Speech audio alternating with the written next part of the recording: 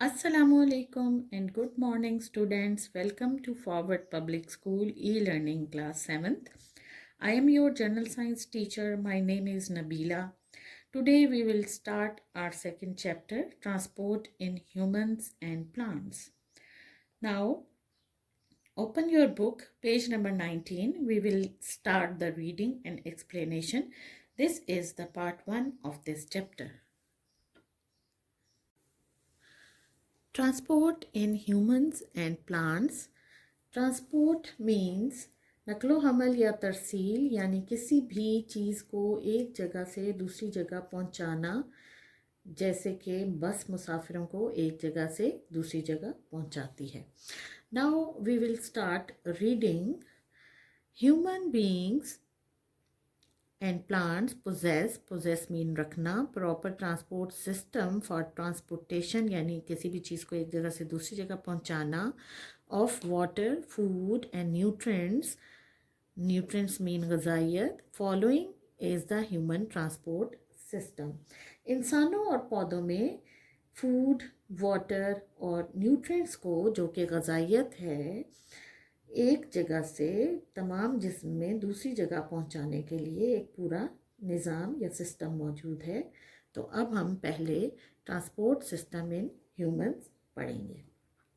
The process of moving materials into and out of the cells within an organism is called transport.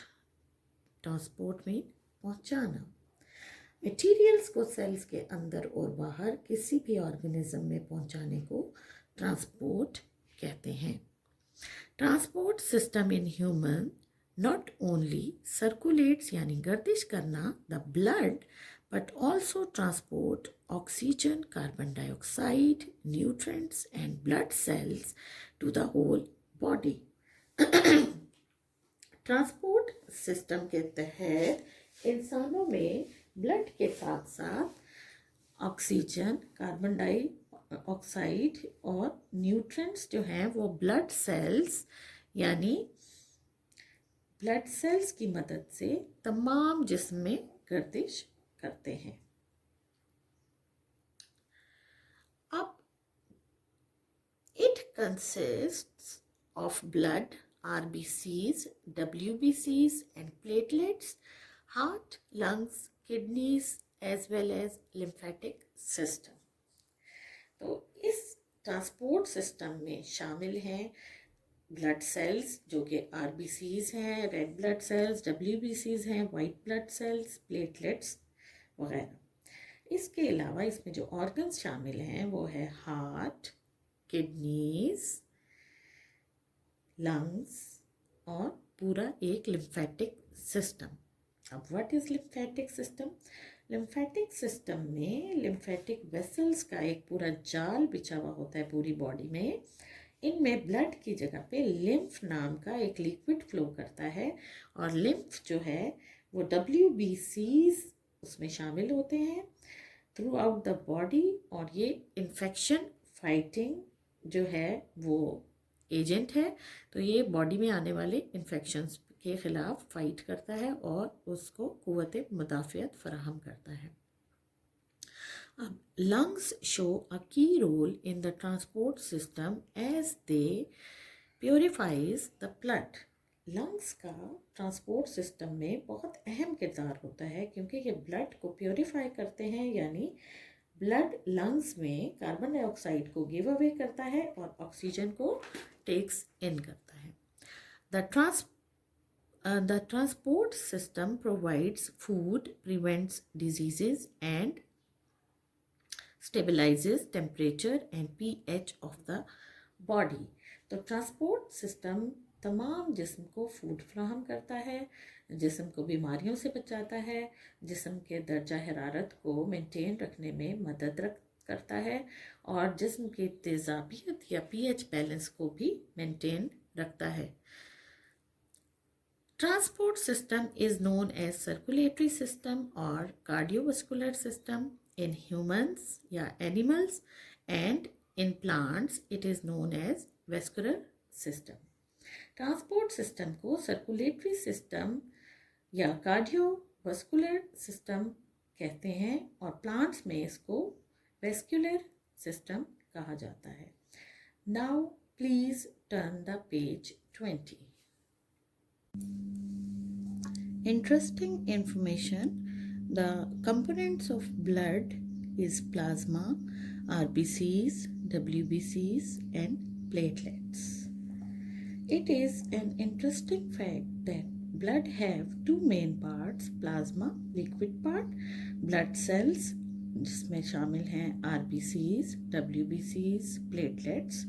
Now we will learn about circulatory system and its components. Human circulation system consists of heart and blood vessels to transport materials. The structure and function of these components are as follow. Heart और blood vessels पर मुश्तमिल human circulation system होता है जो materials को transport करने में मदद करता है। Now we will study about the structure of the heart. The heart is a strong muscular organ present at the left side of chest above the diaphragm. It is just of the size of a clenched mean band karna human fist. Heart is made of cardiac muscles. Heart एक मजबूत muscle से मिलकर बना होता है, muscular organ है ये जो तमाम जिस्म को ब्लड सप्लाई करता है।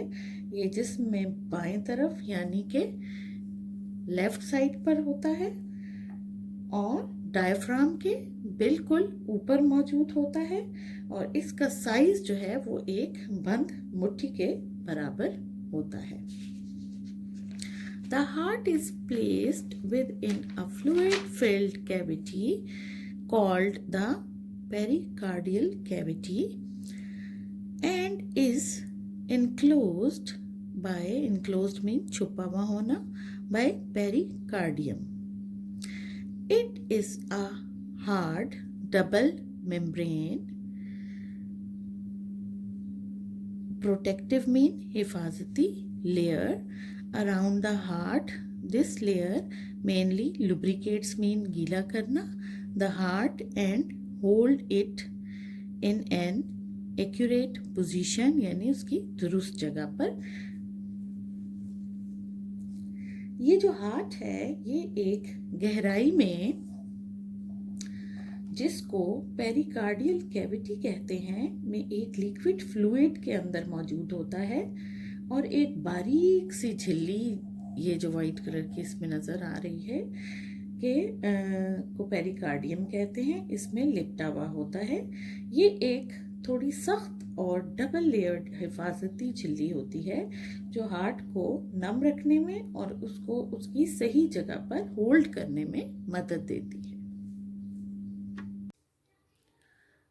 The heart is divided into 4 chambers, 2 auricles, the right atrium and left atrium, and 2 ventricles, right ventricle and left ventricle. The atria is the singular are the receiving यानी हासिल करना chambers for the blood. It is linked to the veins for carrying blood to the heart. Heart को 4 खानों में तकसीम किया जाता है। ऊपर के दोनों चैम्बर्स जो हैं वो ऑरिकल्स कहलाते हैं, एक राइट एट्रियम और दूसरा लेफ्ट एट्रियम, और नीचे के दोनों चैम्बर्स जो हैं वो वेंट्रिकल कहलाते हैं, एक राइट वेंट्रिकल और दूसरा लेफ्ट वेंट्रिकल। एट्रिया या ऊपर के जो दोनों चैम्बर्स होते हैं वो जिस्म से आने वाले ब्लड को जो कि तमाम जिस्म से होके आ रहा होता है रिसीव करते हैं और ये वेन्स के साथ जुड़े हुए होते हैं जो कि ब्लड को हार्ट तक ले जाती हैं। The auricles are smaller in size than ventricle. They possess thin muscular walls. The ventricles are large and stronger यानी मजबूत होती हैं। Pumping chambers, their task उनका काम जो है is to send the blood out of the heart. The ventricles are connected यानी जुड़े हुए होते हैं to the arteries that carry blood away from the heart. Auricles यानी ऊपर के जो दोनों चैम्बर्स हैं वो वेंट्रिकल चैम्बर से साइज में छोटे होते हैं और इनके जो मसल्स हैं, बैरूनी मसल्स की जो वॉल है वो बारीक होती है, जबकि वेंट्रिकल साइज में बड़े होते हैं और इनकी जो मस्कुलर वॉल है ये मजबूत होती है यानी थिक होती है. इनका काम ब्लड को हार्ट से बाहर भेजना होता है. वेंट्रिकल्स एक वेसल्स के नेटवर्क से जुड़े हुए होते हैं जिन को आर्टरीज कहते हैं, जो ब्लड को तमाम जिस्म में पहुंचाती हैं.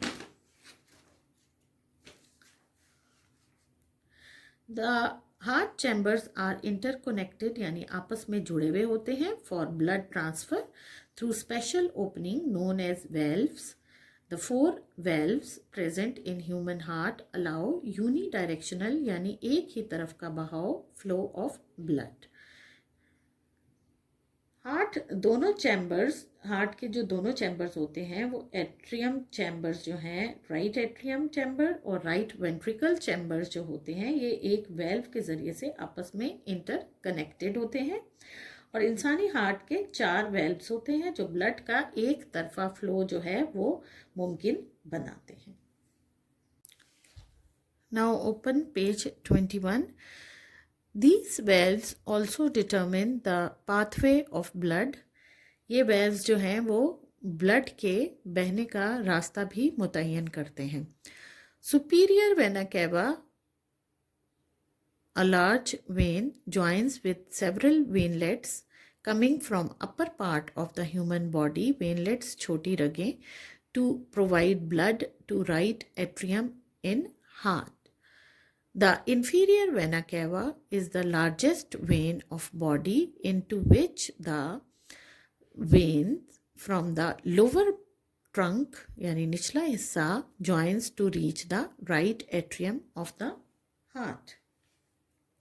सुपीरियर वेना कैवा के नाम से एक लार्ज वेन है जिसके साथ बहुत सी स्मॉल वेन्स जुड़ी होती हैं जो कि इंसानी जिस्म के ऊपर वाले हिस्से से हार्ट के एट्रियम यानी राइट एट्रियम में ब्लड को लेकर दाखिल होती हैं. और एक इंफीरियर वेना कैवा के नाम से लार्जेस्ट वेन होती है जिसमें बॉडी के लोअर पार्ट से का तमाम ब्लड जो है वो आकर मिल जाता है और राइट एट्रियम में पहुंच जाता है. Do you know students, on average an adult's heart beats about 60 to 80 times in a minute. A newborn heart beats about 70 to 190 times in a minute. On average, a human heart pumps 5 to 6 liters of blood within the body. तो औसतन इंसानी heart 1 minute में 60 से 80 दफ़ा धड़कता है, मगर एक न्यू बॉर्न बेबी जो है उसका हार्ट 70 to 190 टाइम्स 1 मिनट में धड़कता है. और इंसानी जिस्म में औसतन 5 से 6 लीटर ब्लड जो है वो हार्ट पंप करता है. Now we will study the functions of the heart. The heart performs the following functions. It regulates the accurate supply of nutrients and oxygenated blood to all parts of the body. The heart contains both the oxygenated and deoxygenated blood. Oxygenated यानी oxygen filled और deoxygenated carbon dioxide filled. Its job to keep both of them separate यानी अलग अलग in order to avoid contamination यानी मिलावट, दोनों की मिलावट in the pure blood. तो हार्ट में ऑक्सीजन वाला और ऑक्सीजन के बगैर वाला दोनों किस्म के ब्लड मौजूद होते हैं और हार्ट का काम है कि इन दोनों को अलग अलग रखे ताकि ये दोनों एक दूसरे में शामिल ना हो सके. ठीक है. और ये बॉडी के तमाम हिस्सों तक न्यूट्रिएंट्स, ऑक्सीजनेटेड ब्लड यानी ऑक्सीजन वाला ब्लड दुरुस्त मिकदार में पहुंचाने में मदद करता है. Now we will study the structure of blood vessels.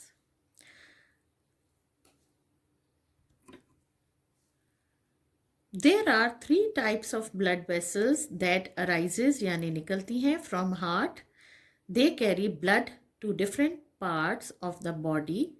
These vessels are arteries, veins and capillaries. Total 3 तरह की ब्लड वेसल्स होती हैं जिनमें ब्लड तमाम जिस्म में फ्लो करता है.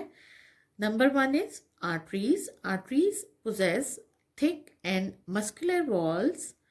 They can resist the high pressure of blood resist mean रुकावट, coming from heart. The biggest artery in human body is the aorta, which leaves the heart and divides into smaller arteries. इनमें arteries जो हैं इसकी दीवारें मजबूत और मोटी होती हैं. ये ब्लड के हाई ब्लड प्रेशर को बर्दाश्त कर सकती हैं जो हार्ट से आता है, क्योंकि हार्ट एक प्रेशर से ब्लड को आर्टरीज में रिलीज करता है. इंसानी जिस्म की सबसे बड़ी आर्टरी को एओर्टा कहते हैं, जो कि हार्ट से बाहर ब्लड को ले जाती है और आर्टरीज में ऑक्सीजनेटेड ब्लड होता है. Number 2 is veins. The wall of the veins are thin because the blood flow is at a much lower pressure. Here, to prevent the backflow of this lower pressure of blood, the veins contains valves. तो अब हम veins के बारे में पढ़ते हैं कि इसकी दीवारें थिन यानी पतली होती हैं बनिस्बत आर्टरीज के, जिनकी के मोटी होती हैं, क्योंकि इनमें ब्लड फ्लो का प्रेशर जो है वो कम होता है. लेकिन वेन्स में वेल्व्स होते हैं और ये वेल्व्स जो हैं वो बैक फ्लो ऑफ ब्लड को स्टॉप करते हैं और वेन्स में जो है बेसिकली डीऑक्सीजनेटेड ब्लड यानी कार्बन डाइऑक्साइड वाला ब्लड फ्लो करता है. Now third is capillaries. are microscopic thin walled vessels that microscopic वो जो आंख से नजर ना आ सके, that connects mean जोड़ना arteries to veins. कैपिलरीज जो है ये नजर ना आने वाली बहुत ही बारीक थिन वॉल्ड जो हैं वो वेसल्स होती हैं और ये आर्टरीज और वेन्स को एक दूसरे के साथ जोड़ने में मदद करती हैं.